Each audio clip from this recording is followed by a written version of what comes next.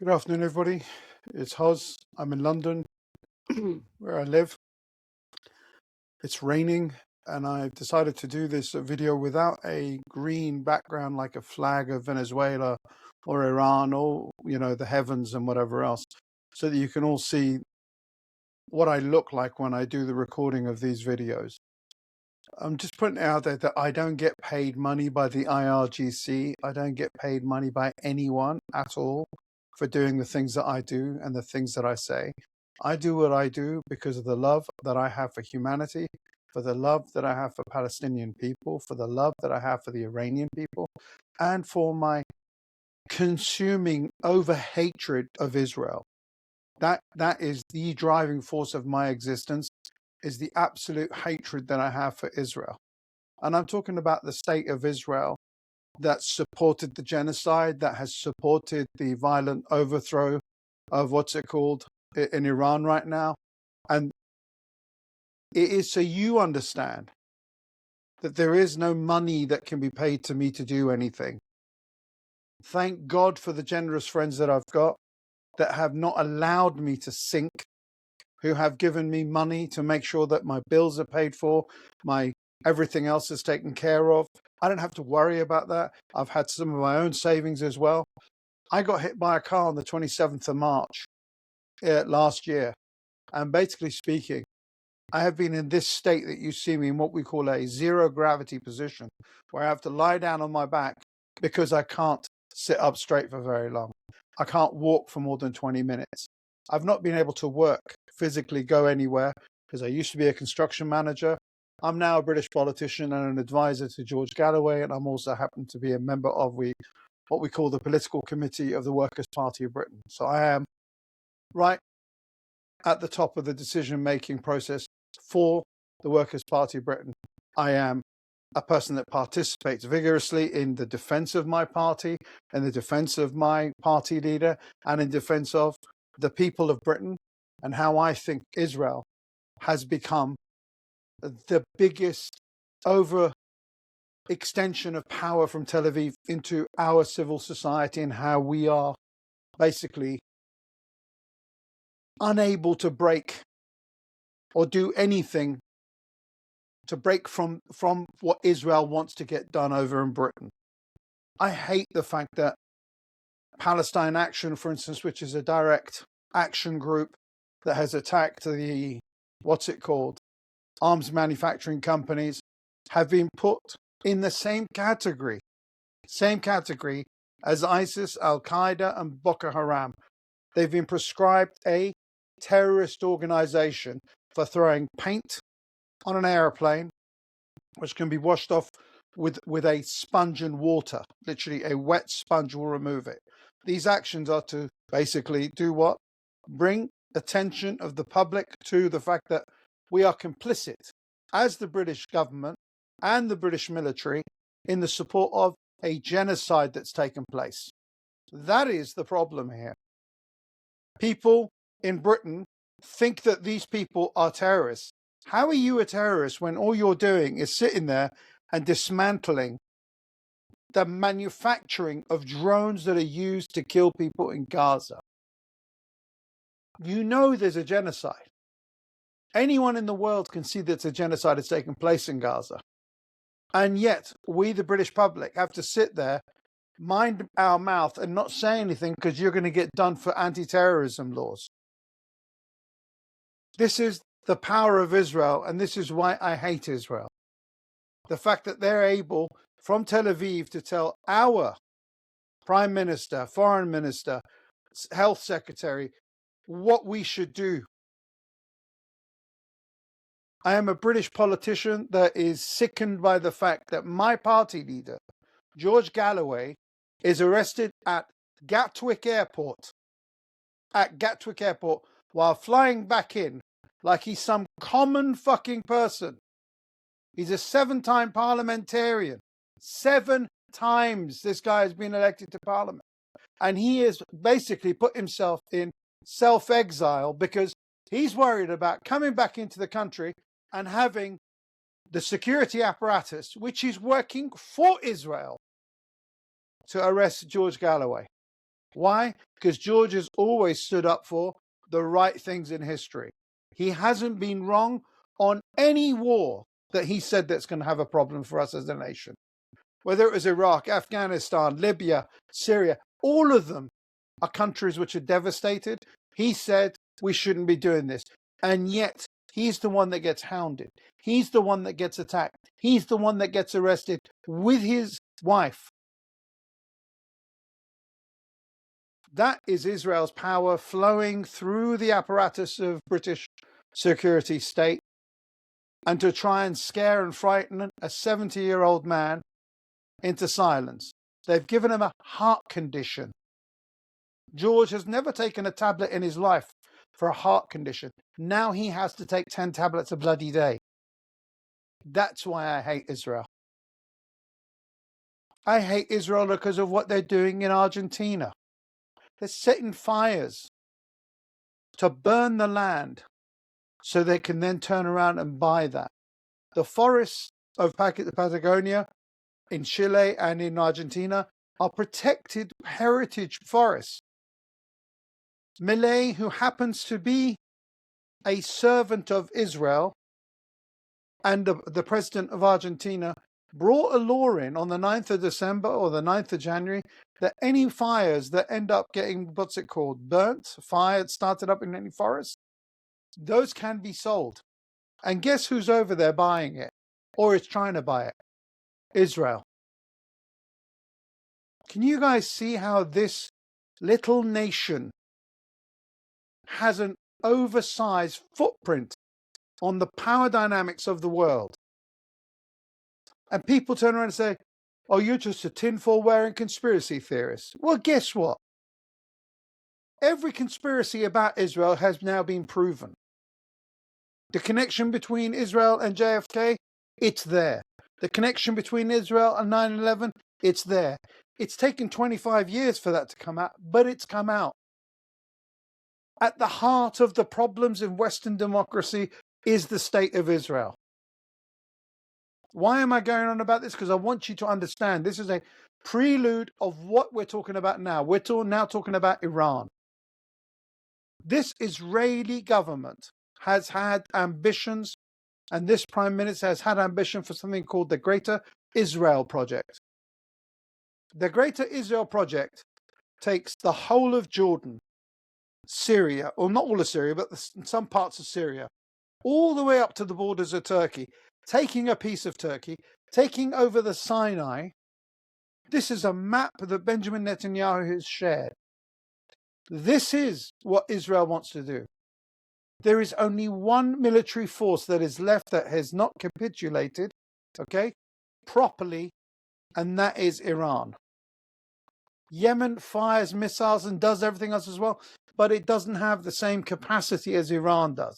And some of the support that Yemen gets, it gets from Iran as well. Not that it can at the moment because of all the blockades and whatever else.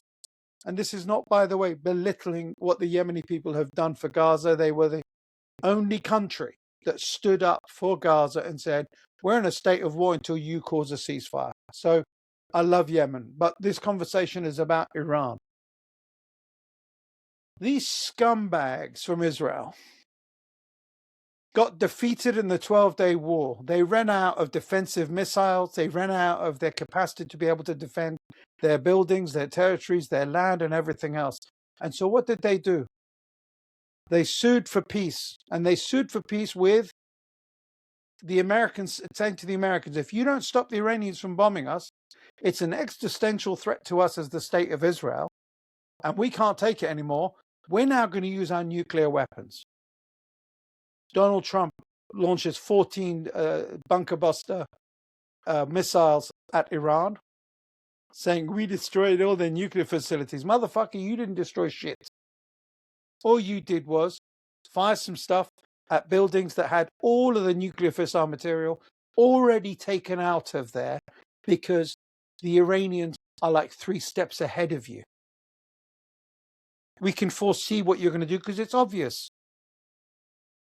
Iran is the last wall of defense against Israel.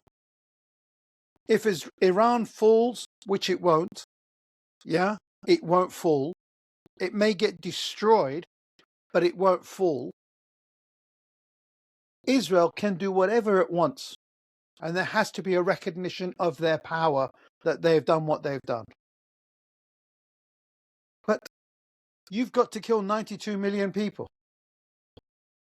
And if the world accepts that the Iranians are cockroaches and things to be stamped on, one of the oldest cultures in humanity, with 2,600 years since Kurosh, Cyrus as you call him in English, founded the first Persian Empire, founded the freedom of religion for all people, who believed in the diversity of nations and people and their religions to be done freely. That is the mentality of the Iranians of then. It's still the mentality of the Iranians today. And yet I went into a space yesterday, in a Mario space, where I'm told by some idiot child, 20-year-old Israeli Iranian influencer telling me Iran has killed more people in the thousands. They're trying to something about Muslims everywhere. They're spreading Islam everywhere. And I'm listening to it and I'm thinking, are the moderators going to just let this idiot just talk crap?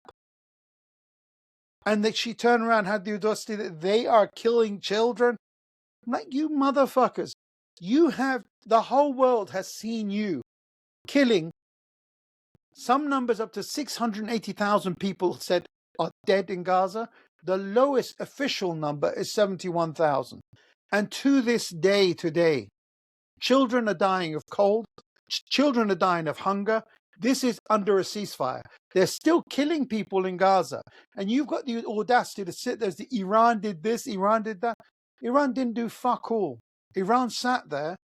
You guys lost your 12-day war. You've now tried number two. The number two strategy is to go and destabilize the currency of Iran, to go there and destroy their economy. To do what? To get an uprising. There was a demonstration against the fact that the Iranian Toman lost like 40 million or 40% of its value like that overnight. And it's wrong that it happens like that.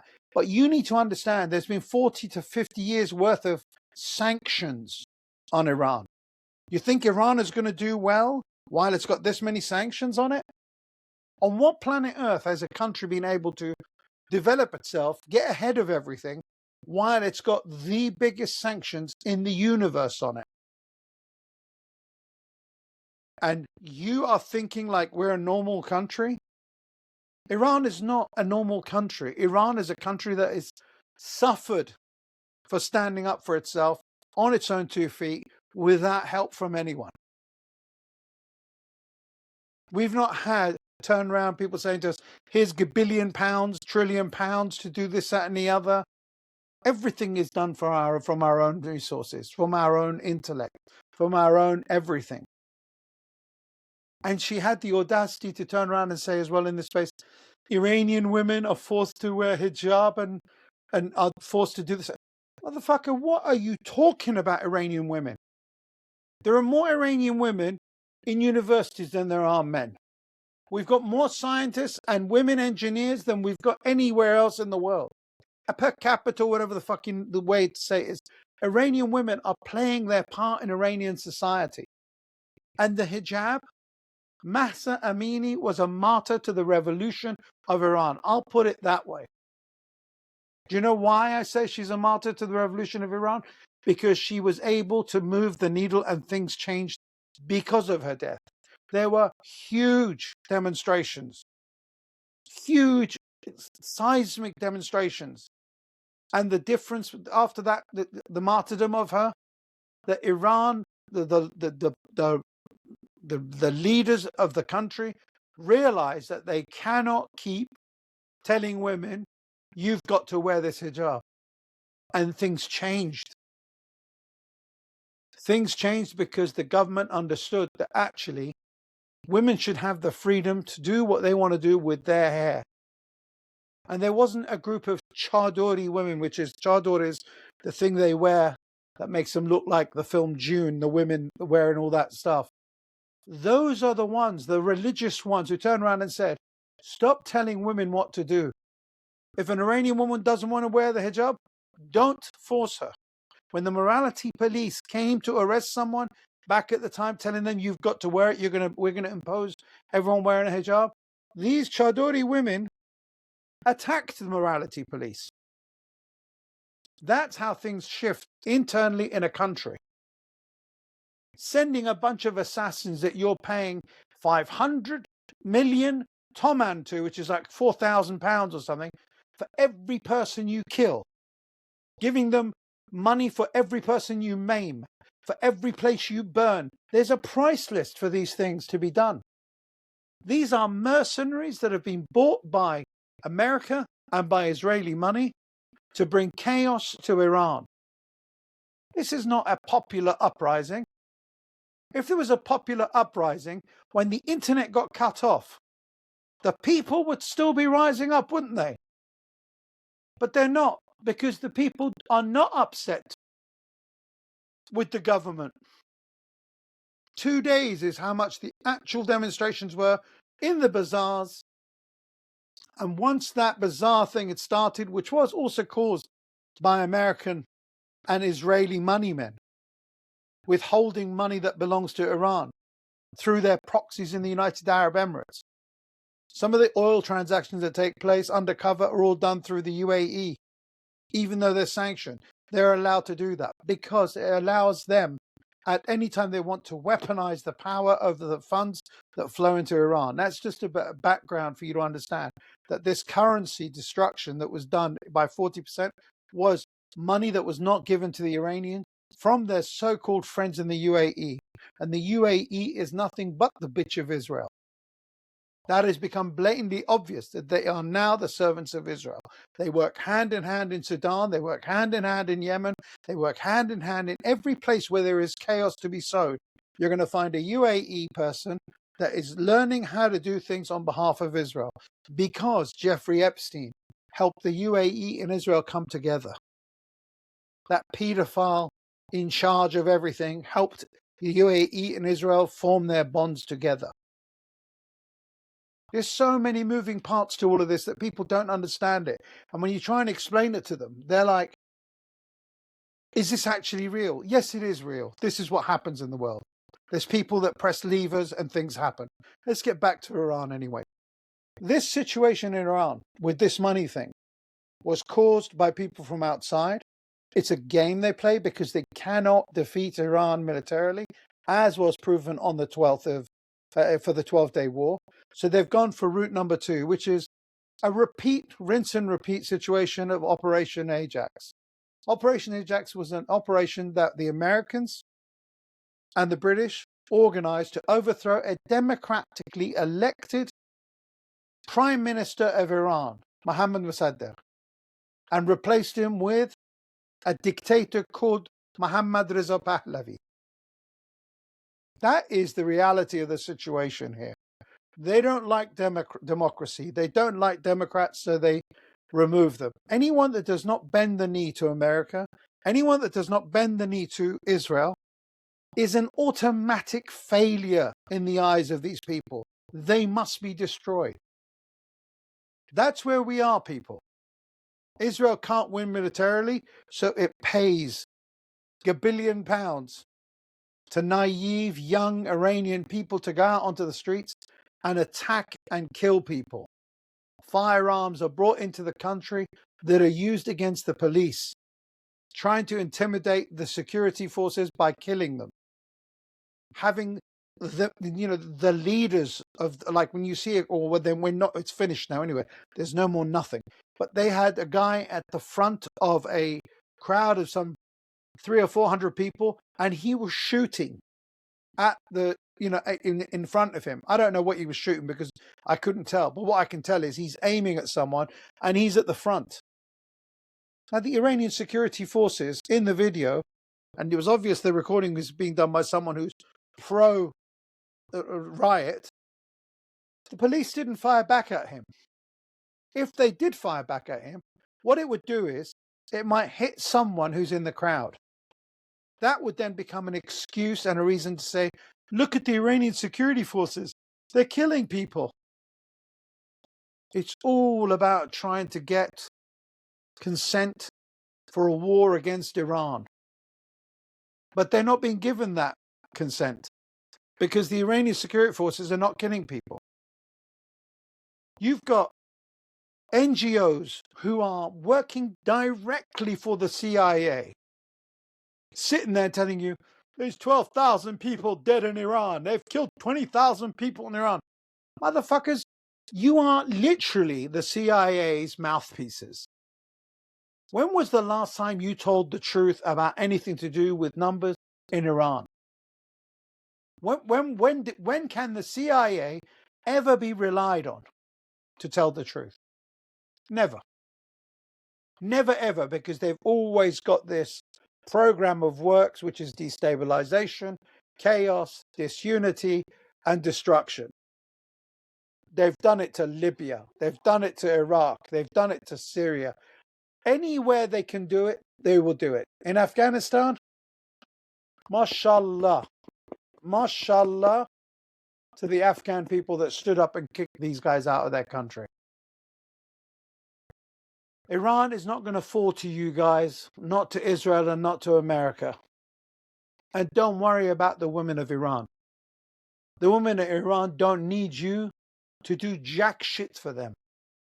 They're already telling to the security forces and security services that we don't need you to do anything, because they're the ones that attacked the morality police and said, stop trying to arrest these people. And it brought about a change.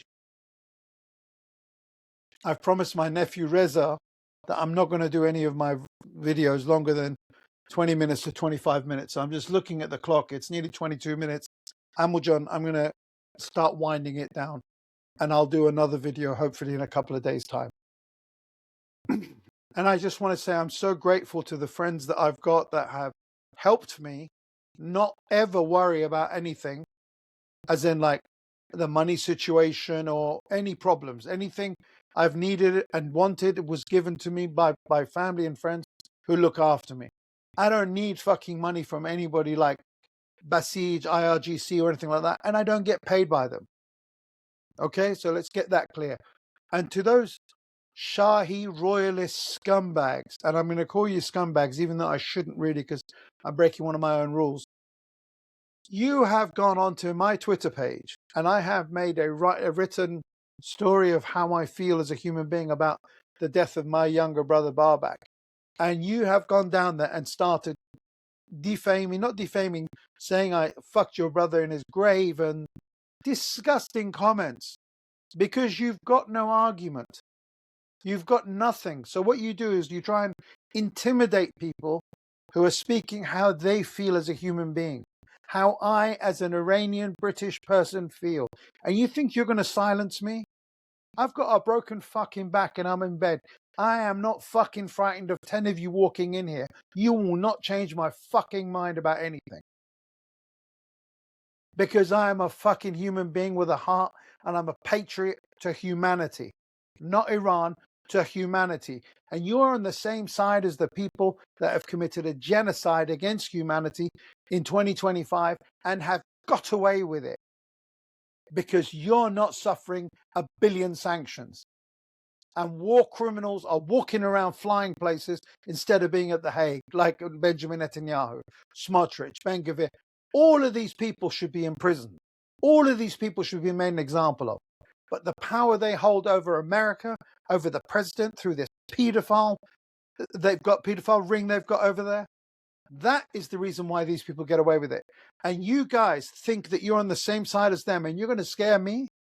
I don't give two flying fucks for any of your threats. Call me whatever you want, swear as much as you want. But your Reza Pahlavi is nothing but an asset of Israel. He is a piece of shit that works for the enemy of Iran.